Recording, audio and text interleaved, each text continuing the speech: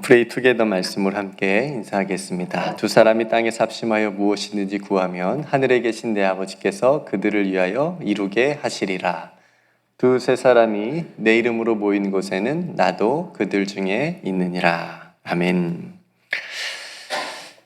오늘 본문은 아브라함의 후처인 구두라를 통해서 아브라함이 낳은 자녀들을 소개해 주고 있습니다.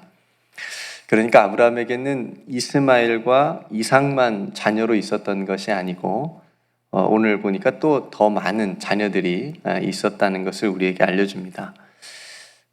첫 번째 자녀인 이스마엘을 낳은 그 하갈은 사라의 여종이었죠. 근데 이 하갈은 사라가 이렇게 하갈이 원했던 것도 아니고 자기 여주인이었던 사라가 자기 남편에게 들어가라 해가지고 그렇게 해서 이제 아브라함이 맞이했는데 사라의 권유로 맞이한 거죠. 근데 왜 아브라함이 사라 외에 구두라를 후처로 뒀고 또 이삭 외에 많은 자녀들을 낳았는지 그 이유는 성경이 말해주고 있지는 않습니다. 그냥 소개만 해주고 있을 뿐입니다. 그러니까 이삭을 낳을 때만 해도 아브라함이 하나님께 뭐라고 했냐면 자기는 나이가 많고 늙었습니다. 그러니까 남자로서도 이거 아기를 낳을 힘이 없습니다. 라는 그런 의미잖아요. 사라는 생리가 끊길 정도로 불가능이었던 상태였고, 그런데 아브라함이 이렇게 많은 자식을 어떻게 낳을 수 있었는지도 또 궁금하기도 하고, 또 더 중요한 것은 뭐냐면 이 일이 하나님께 바른 일이었는지, 그러니까 하나님께서 보시기에 좋은 일이었는지, 아니면 하나님께서도 그렇게 원치 않는 일이었는지 성경은 말해주고 있지 않다는 거죠. 그냥 소개만 해주고 있습니다. 그래서 어쨌든 구두라를 통해서 낳은 이 많은 자녀들이 있다는 것을 보면서 아브라함의 후손들이 적지 않다라고 하는 것을 보여주는 의도가 있다라고 하는 거죠. 그러니까 이삭을 통해서뿐만 아니라 하나님께서는 아브라함으로 하여금 전에 약속하신 대로 내 씨가 번성해서 하늘의 별과 같고 바다의 모래와 같게 해주시겠다라고 하는 그 약속을 상징적으로 또 보여주는 것이 아닐까 싶습니다. 성도 여러분, 그렇게 아브라함에게 많은 자녀가 있었음에도 불구하고 아브라함이 그래도 가장 많이 사랑을 하는 자녀는 누구일까요?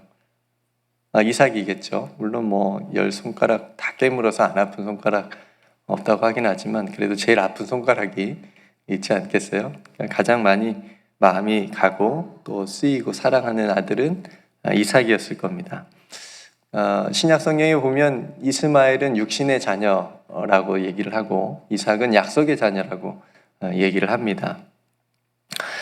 그러니까 오늘 본문에도 보면 딱 구분을 해요. 자기 서자. 그러니까 이삭 외에는 자기 서자들이라고 얘기를 하고 그 다음에 이삭을 향해서는 자기 아들이라고 하는 표현을 씁니다. 그렇게 딱 구분지어서 얘기하는 것으로 보아서 아브라함은 하나님의 약속으로 얻은 그런 이삭에 대해서 특별한 마음이 있다라고 하는 것을 우리가 느낄 수가 있습니다. 그래서 아브라함은 이삭에게 자기의 모든 소유를 다 줬죠. 그렇죠? 그렇다고 다른 자녀들은 나 몰라 한 건 아니고요. 다른 자녀들에게도 재산을 조금씩 나눠줬습니다. 이유가 있어요. 그들로 하여금 이삭을 떠나 살도록 하기 위해서였습니다. 물론 같이 지내면 싸울 수도 있고 이삭의 어떤 위치나 어떤 그런 것들이 조금 내려올 수도 있고 어쨌든 여러 가지 이유로 자기 아들 이삭을 다른 자녀들은 떠나 살도록 그렇게 조치를 취했다는 거죠. 그렇게 아브라함이 어느덧 나이가 175세가 되었고 늙고 기운이 돼서 죽게 되었습니다. 시작이 있으면 끝이 있죠. 여기 25장까지 12장부터 25장까지 이렇게 왔는데 결국 아브라함이 죽음을 맞이하게 됐습니다. 그러니까 생이 있으면 사가 있다라고 하는 것이 변치 않는 불변의 진리이죠. 그렇게 아브라함도 생의 마지막을 맞이하게 됐는데 성도 여러분, 사람들이 일반적으로 우리나라 사람들이, 미국은 잘 모르겠습니다만 우리나라 사람들이 사람이 죽으면 뭐라고 얘기하죠? 누구누구 돌아가셨다, 뭐 별세하셨다, 소천하셨다, 뭐 이런 표현도 쓰긴 하지만 대중적으로 많이 쓰는 말이 돌아가셨다라는 말을 씁니다. 어디로 돌아간 걸까요? 태어난 고향으로. 네. 그러니까 어딘진 모르지만 어디론가 왔다가 어디에서부턴가 이곳에 왔다가 이곳 살다가 죽어서 이제 다시 그곳으로 돌아갔다라고 하는 그런 의미지 않습니까? 이게 굉장히 성경적인 표현이잖아요. 그죠? 돌아갔다. 그러니까 믿는 우리들은 이게 이제 우리가 돌아가야 될 본향, 그죠? 그 본향을 우리가 생각할 수 있지만 이 말을 믿는 사람들만 쓰나요? 아니죠. 믿지 않는 사람들도 다 쓰잖아요. 누구누구 돌아가셨습니다. 그러니까 이 죽음이 끝이 아니고 돌아갈 곳이 있구나라고 하는 것을 생각하는 거예요. 그렇죠? 생각하고 쓰는지 안 쓰는지 모르겠지만 어떤 그런 의미가 있는 거예요. 그러니까 이 죽음을 돌아가셨다라고 하는 이 표현을 언제부터 사용했는지는 잘 모르지만 아마도 이 표현의 역사는 굉장히 길다. 그죠?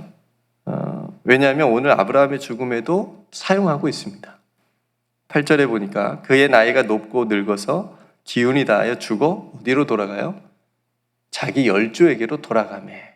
그러니까 돌아간다는 표현을, 그러니까 이건 이제 이스라엘 백성들의 사후 세계관을 보여주는 또 표현이기도 하고요. 그러니까 아브라함도 죽어서 자기 열조에게로 돌아갔다는 표현을 성경에서도 쓰고 있습니다. 그러니까 먼저 열조라고 하는 것은 아브라함 앞서서 먼저 이 땅에서 살다간 사람들도 모두 갔던 그 길로 아브라함도 다시 돌아갔다는 의미거든요. 그러니까 성도 여러분, 죽음이라고 하는 것이 끝이 아니고, 그죠? 우리가 다시 돌아갈 곳이 있음을 기억하면서 새로운 문이 열리는 그런 순간이구나 라고 하는 것을 우리가 생각할 수 있습니다.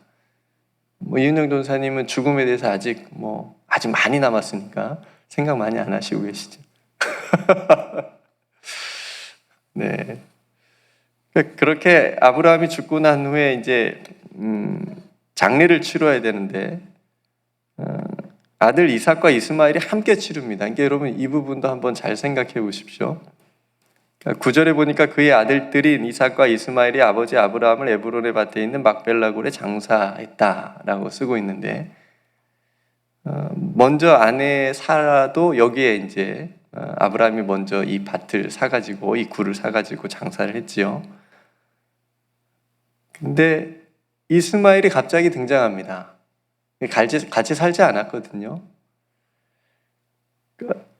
이스마엘의 상황은 어떤 상황이냐면 여러분 기억하시겠지만 이전에 쫓겨났어요. 그렇죠? 아브라함의 집에서 아버지로부터 자기 엄마 하갈과 함께 쫓겨난 지 오래됐거든요. 광야로 쫓겨나서 정말 힘든 시간을 보냈을 텐데 지금 아버지 아브라함이 죽었다고 온 거잖아요. 생각하기에 아버지 아브라함에 대한 원망이 있었을까요? 없었을까요? 굉장히 많지 않았을까요? 그죠? 자기 어머니하고 자기하고 쫓아낸 사람. 근데 지금 와서 자기 아버지의 장례를 치르고 있단 말이에요. 이삭과 함께. 그러니까 뭔가 아버지의 아브라함에 대한 섭섭한 원망보다도 어떤 섭섭한 마음이 더 있었던 것이 아닌가. 그렇게 오래 떨어져 지냈던 이스마엘도 와서 동생 이삭과 함께 아버지 아브라함의 장례를 함께 치루어 드리고 있습니다. 그러니까 이런 모습을 보면 때론 어떤 장례식은요 가족 간의 싸움을 일으키는 장례식이 되기도 합니다. 어떤 장례는 그런 장례가 또 많이 있습니다. 근데 아브라함의 장례는 이스마엘과 이삭을 그동안 떨어져 지냈던, 그죠? 이 둘 사이에는 그렇게 크게 원한이나 이런 건 없었던 것으로 보이고요. 어쨌든 이스마엘과 이삭을 다시 보게 하는 그런 일을 만든 그런 장례였다라고 보여집니다. 그럼에도 성경은 뭐라고 얘기하냐면 아브라함이 죽은 후에 하나님께서는 그의 아들 이삭에게 복을 주셨다라고 말씀하십니다. 그러니까 하나님께서는 아브라함에게 약속하신 그 복이 누구를 통해서? 이삭을 통해서. 그러니까 많은 자녀들도 있고 큰아들 이스마엘도 있고 했지만 그래도 하나님의 약속하신 자녀인 이삭을 통해서 하나님이 약속하신 복이 계속해서 이어져 갈 거라고 하는 것을 말해주고 있는 거죠. 그리고 12절부터 18절까지는 이스마엘의 족보와 죽음을 말해줍니다. 그러니까 아브라함의 죽음, 그리고 이스마엘의 족보와 죽음은 어떤 것을 의미하냐면 이제 그들의 시대는 지나갔다. 그렇죠? 그들의 시대는 지나갔고 새로운 시대가 온다라고 하는 것을 보여줍니다. 네, 성도 여러분, 이로써 믿음의 조상 또 믿음의 아버지라고 불리는 아브라함의 삶이 맞춰지게 됐습니다. 아브라함의 시대가 막을 내린 거죠. 아브라함이 창세기 12장에서 나이 75세에 하나님의 부르심을 받아서 오늘 175세가 돼서 다시 본향으로 부름을 받아서 돌아가기까지 몇 년일까요? 75세에 부름 받았으니까 지금 175세니까 100년. 결코 짧지 않은 이 100년의 삶을 하나님과 함께 보냈죠. 근데 가만히 생각해 보면 지금까지도 우리가 쭉 함께 봤지만 굉장히 긴 시간이었지만 특별한 모습은 그렇게 찾아볼 수가 없어요. 뭐 노아처럼 방주를 짓는 엄청난 수고와 인내를 아브라함이 했습니까? 엘리야와 같은 어떤 선지자들처럼 아브라함이 뭔 대단한 어떤 능력을 가지고 기적을 행한 일이 혹시 있습니까? 그러니까 자기 조카 롯을 구할 때 그 전쟁에서 승리하기는 했지만 다윗처럼 그렇게 영적인 모습까지는 모습이라고 할 수까지는 없을 것 같고요. 그러니까 생각해 보면 아브라함이 삶이 뭐 엄청난 업적을 세우거나 한 일이 별로 없어요. 그러니까 정말 우리와 같이 지극히 평범한 일상의 삶을 살아왔습니다. 부부 사이, 그러니까 자기 아내 사라와의 어떤 그런 관계에 일어난 일들, 또 자기 가정에 일어난 일들을 잘 해결해 보려고 하는 가장의 모습, 마음을 쓰고 근심하고 그런 모습들도 우리가 봤고, 또 때론 연약해서 오히려 지극히 인간적인 모습들을 더 많이 봤죠. 인간적인 생각으로 하나님의 뜻을 이루려고도 했었고, 세상에 있는 왕이 너무 두려워가지고 자기 아내를 누이라고 거짓말을 하는 그런 연약한 모습도 우리는 아브라함을 통해서 봤습니다. 근데 성도 여러분, 우리가 주목해야 될 점은 뭐냐면 그럼에도 불구하고 하나님은 그런 아브라함을 세우셔서 믿음의 조상이 되도록 하셨다는 거예요.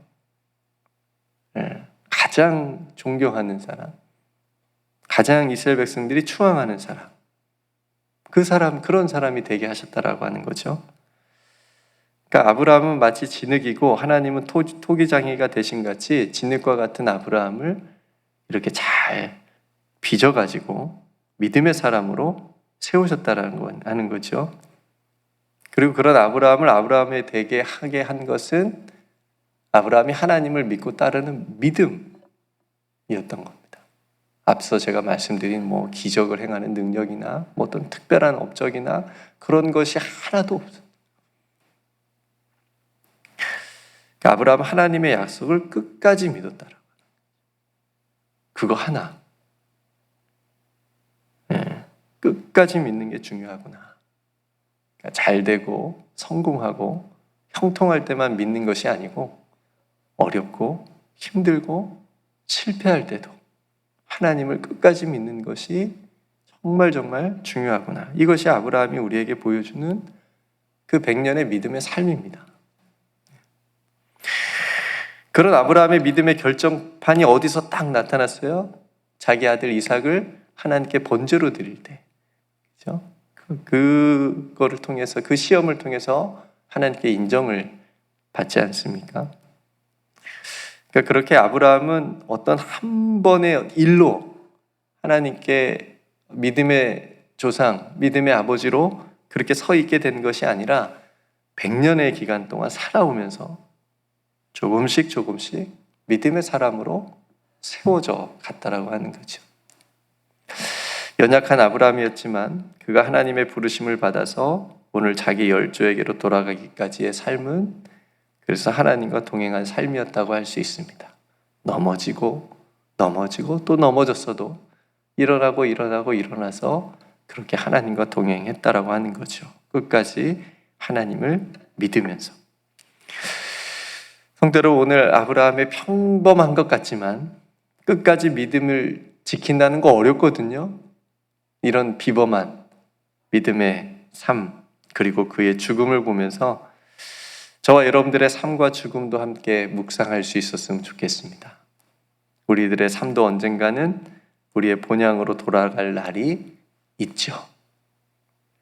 그날까지 하나님의 약속을 신뢰하고 끝까지 믿음을 잘 지키고 하나님과 동행하는 삶이 되시기를 주님의 이름으로 축복합니다. 이 믿음의 여정에 우리와 세상 끝날까지 함께 하시겠다고 주님이 약속하셨습니다. 그러니까 예수님께서 세상 끝날까지 우리와 함께 하시겠다고 약속하신 것은 또 어떤 의미가 있냐면 우리로 세상 끝날까지 이 믿음의 길을 잘 걸으라는 의미예요. 내가 도와줄 테니, 내가 함께 할 테니. 끝까지 믿음을 잘 지켜라. 가지고 있어라. 오늘 아브라함이 한 걸음 한 걸음 100년의 그 믿음의 걸음, 그 걸음으로 성숙하여져서 믿음의 사람으로 세워졌듯이 저와 여러분들의 믿음도 세월이 지날수록 오늘보다 내일이 더 믿음이 성숙해져지고 또 이 가을처럼 깊어져 갈 수 있기를 주님의 이름으로 축복합니다. 함께 기도하겠습니다.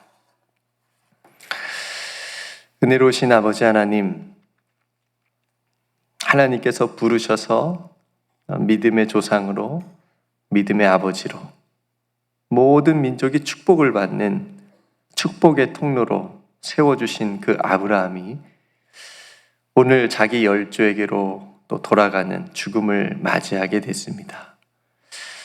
하나님, 하나님과 함께 걸어온 그 100년의 삶, 그리고 그의 죽음이 우리들의 삶과 신앙에도 도전이 되게 하여 주옵소서.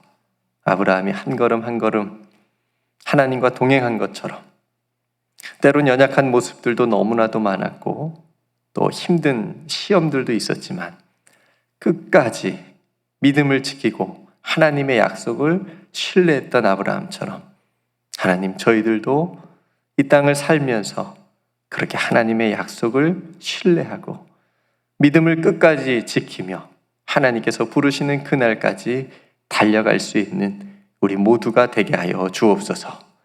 세월이 지날수록 우리의 신앙이 더 깊어지게 하여 주옵소서. 성숙하여져 가게 하여 주옵소서. 우리가 보는 것, 말하는 것이 예수 그리스도를 닮아가게 하여 주옵소서. 그래서 사랑하는 성도들의 모든 삶의 열매가 하나님이 기뻐하시는 것들로 풍성하게 맺혀져 가게 하여 주옵소서. 오늘도 하나님께서 사랑하는 우리 성도들의 삶을 지켜주시고 가정을 지켜주시며 자녀들을 지켜주시고 우리 교회 공동체를 지켜주실 줄로 믿습니다. 하나님 앞에 기도하는 모든 기도의 제목들 주님께서 들어 응답하여 주실 줄 믿고 감사드리며 세상 끝날까지 우리와 함께 해주시겠다고 약속해 주신 우리 구주 예수 그리스도의 이름으로 간절히 기도드리옵나이다. 아멘.